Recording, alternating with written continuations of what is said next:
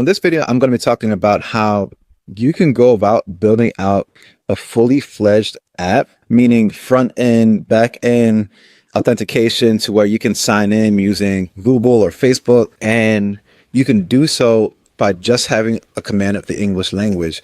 We're at a point now where you can literally prompt in order to generate the code, but even going further than that, have existing code and files in a development environment updated using the tools that are on the market. And so what makes a lot of this possible is a tool called Cursor, which is an AI code editor. And Cursor allows you to leverage apps like ChatGPT and Claude. And when you prompt it in its chat box on the Cursor software, it'll literally go and pull your files together and update or adjust or correct bugs, and for lack of better words, actually build out the app for you. And so Cursor connects or can be integrated with Replit, which if you've watched any of my past videos, I've used Replit in combination with Claude in order to build out the front end of apps. And Replit allows you to build out the front end of apps, but also deploy apps in a relatively quick way. And so Cursor is able to integrate with Replit so that when you are prompting within Cursor for your app that has a front end being built out in Replit, the files will actually be updating in real time. And the reason why this is so powerful is because, again, if you go back to previous videos that I've done where I was using Claude to generate code and then copy and paste that code from Claude to Replit, with Cursor, you can now do these updates in real time and it'll pull together the right files that need to get updated and the changes that need to be made. And so then in addition to Replit, you also have Firebase, which serves as the back end for the storage and the authentication and the database. And then you have Claude and ChatGPT, which you can use for guidance for any sort of information that you need or any questions that you might have in the process, or if you get stumped, you can rely on those large language models to give you the information that you need in order to correct your bugs or take the action steps to continue building. And so I first got to shout out Riley Brown, who provided a lot of inspiration for me even being able to fully deploy my first app, which was a productivity tool. And I'm going to go through the process of how I was able to connect these different technologies together, Replit, Firebase, and using Cursor. And then I'll show you the final product of the productivity tool. And then also show you how, if you want to go about building, how you can set up the environment to make it a little bit easier to do so. And so we're at a point now where the barrier of entry to building out software and products in general is being slashed. And there are bugs you have to work through. There is still a learning curve, but it's important to realize that, number one, this is literally the worst that these technologies are going to be. So you can only imagine how much better they will continue to get as time goes on. And it's mind-blowing to me the fact that we are able to do what we can do with where the technology is right now. And Cursor specifically has been a real game changer. All right, so to get started, we're going to head over to Replit. And I have this template here inspired by other builders in the space. And you can go ahead and you're going to fork this template. So at the top right here, see fork. You're going to click fork, and then we will retitle it. Let's just make an AI driven app, and then fork REPL. And so for those who are non-technical, don't feel discouraged at anything that seems unfamiliar. It's pretty cool as this all kind of comes together. So from here, we're going to leave this for now, and we're actually going to head to Firebase. So now in Firebase, you will be able to set up the back end. And so we're going to go and click get started, create a project. Let's title it AI driven apps. Leave off the Google Analytics for now to keep it simple. Prepare the project. All right, your Firebase project is ready. You're going to click on continue. And then on this Firebase main page, we're going to head over to this third icon, web. Click on it. Title, give the app a nickname. Let's say AI driven app. Register the app. And then when you get to this part, you're going to see this information to initialize Firebase. Now at this point, we're going to actually head back to Replit. And at the top right, you're going to click on the plus sign and then you're going to type in secrets. Now, the secrets tab is where you're able to connect with third-party software. And so in this case, we're connecting with Firebase. This would also be used if you want to connect OpenAI's, ChatGPT or Claude or APIs from other apps. In this case, we're talking about Firebase. What we're going to do now is go back to that Firebase page and we see this list of information here, API key, auth domain, project ID. So we're going to copy and paste each of these rows in between the quotes, as you can see me highlighting here. So copy and paste the information between the quotes for API key into the first secret value. Do the same for auth domain, project ID, storage bucket,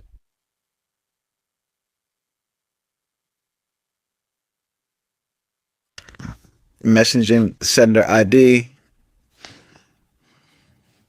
app ID. And then you're going to hit add secret for each of them. So now the Firebase is connected to Replit and we can now continue setting up the Firebase. So we're going to go down in Firebase, continue to console. And now what we want to do is we want to add in, so at the left, hit build.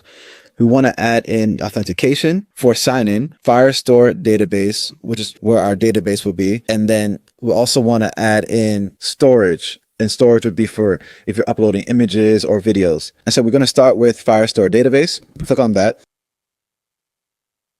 Create database. You're just going to hit next, start in test mode. So this would have to be changed to production mode if you were really rolling out this app. But we're going to start it in test mode. And that's going to be it for the Firestore database. Now we're going to go back to build, hit authentication to set that up, get started. And now we're just going to start off with the Google authentication. So you can click on Google. So this will be how you sign in. We're going to flip the switch to enable, and then the email is going to be so it's going to be my email that I have set up in Firebase right now when save. And then from here we are going to actually go to settings and then authorize domains. And what we actually want to do is in Replit we want to quickly run this template that we have here, and we're going to copy. So at the right where the web view is, where it says replit.dev, which is the development view, so how you're able to view the app while you're building it, we're going to copy the dev URL and we're going to paste that into so back on Firebase, you're going to click on add domain under authorized domains and then copy and paste that dev URL. And that will allow us to sign into the app. And so then lastly, we need to set up the storage. To click on storage, get started, again start in test mode. Done. What you just cared? Right. So now we have the storage, authentication, and Firebase database set up. Now going back to Replit, if I wanted to sign in, and I can actually take this URL and paste this URL into my browser and show you how it pops up. So it pops up like this app that I'm signing into. I can now, for example, sign in and it will log me into sort of this base app that I have here. Again, this is a template that you can build off of. And this is profile page. This is a blank page. And then I have a home page here, and you can work off of this while you're building. Now, going back to Replit, what we need to do next is we need to connect Cursor with Replit, because Cursor is where we're going to actually be using, what we're going to be commanding the building of the app. So pulling up Cursor. So Cursor, you're going to need to download this. It's cursor.com. You're going to need to download that onto your computer. And then once you've downloaded it, when you initially open it up, you're going to see this page come up. And at the bottom, left, we're going to click, I believe you can click no problems. I believe anywhere in this area you can actually click, but it's where on the bottom left where I click no problems. You're going to see an area for where the terminal will be. The terminal where you're typing in commands for the development of the app. So click on terminal. What you're going to do next, now, once you get past this part and you're able to integrate the cursor with the Replit, it all kind of becomes more straightforward from there. So at this point where you're at the terminal, you're going to, if you're on a Mac, hit Command K. This will bring up a chat box that you can actually now prompt into. And so you want to type in, create a SSH key, title it Replit, copied to the clipboard. Now that SSH key is what is going to enable you, similar to the way we connected Firebase to Replit, what's going to enable you to integrate the cursor with the Replit. And so then we're going to click enter. Now this comes up cursor in the terminal, and we're going to, at the terminal, hit enter again. Now it generated the private key that is going to be integrated into Replit. You're going to hit Y for overwrite. Yes. Hit enter again. Hit enter again. And you now have the SSH key that you can then go into Replit with. And so in Replit, at the top right, you're going to click the plus sign, type in SSH, then click enter, then click the SSH option. And then over here, this is what's going to allow you to integrate cursor with Replit. So you're actually able to integrate other development environments. And so you're going to go to keys, add SSH key. You could label it as AI driven app. Remember that already copied the SSH key to the clipboard.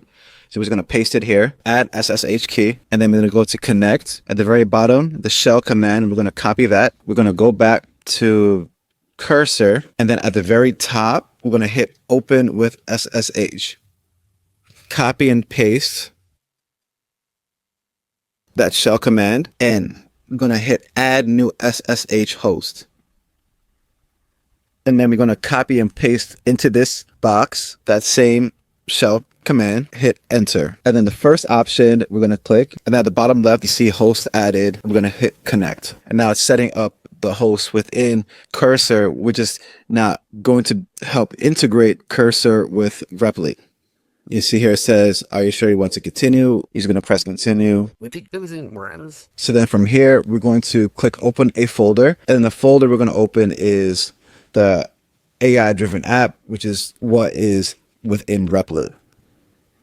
Click OK. And so then now our cursor is actually integrated with our Replit. We have the development URL right here, which is where we'll be able to see any updates to the changes and to what we build. And so now to show you what it looks like to actually prompt and have those updates happen in cursor, we can literally now within cursor hit, if you're on a Mac, Command I and whatever the equivalent is for the kind of computer you're on.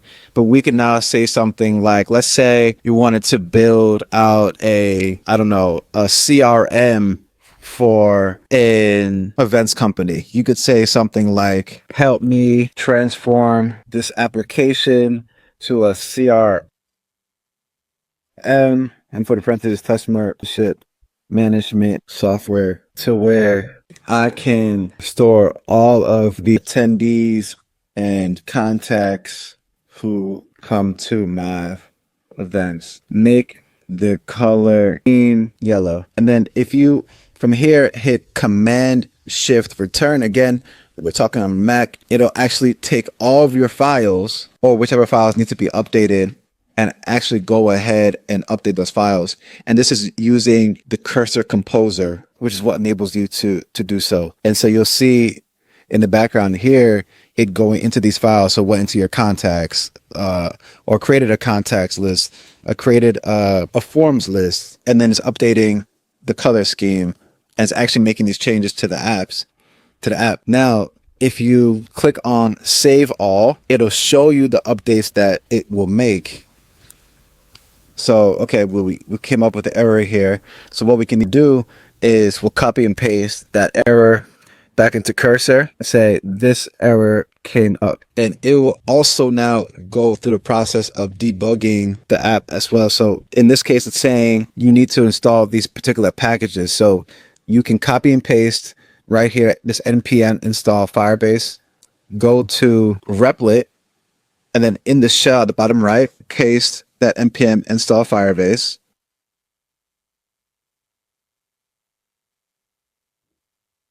And then once that's done loading in, go back to Cursor, save all. And then you see here, it literally started building the skeleton of the CRM. So event CRM, the contacts on the right. So what I had personally done, so created a productivity tool, sort of like your Trellos or Asanas, where you can add a new task, you can add subtasks, add notes, and then there'll be a progress bar that shows you like how much more you have to do for the task that you listed for the day. This was the first app that I personally deployed, and with this I could log in, I can log out, and it was all done using Replit, Cursor, and Firebase, where the data is being stored. And so for those who are interested in building themselves, you can fork this template. I'll put it down in the description. If you'd like to take a stab at this, you connect the Firebase with the Replit and then integrate Cursor, which once you've done it a few times, it gets a lot easier to work with and to actually put together. And then you can start building, and you will have to work through bugs and prompt and reprompt. But the fact that you can literally now, using natural language, create sites and apps, and having this component where it's integrated into the development environment is extremely powerful. And then if you wanted to go and deploy it, at the top right of Replit, where it has deployed to production, you can click one of these options. Static is if it's just a front end, but auto scale would be it's running when there's traffic, so it's meeting the demand where it is. Reserved VM is that's always going to be running on the server, and from there you can actually connect it with a domain and deploy the app as you will. And so I'll be doing more of these as I'm continuing to build out ideas. And if there's anything in particular you would like to see or questions you have, definitely pop them down in the comment section. But this is how you can put together a full stack app using Cursor, Replit, and Firebase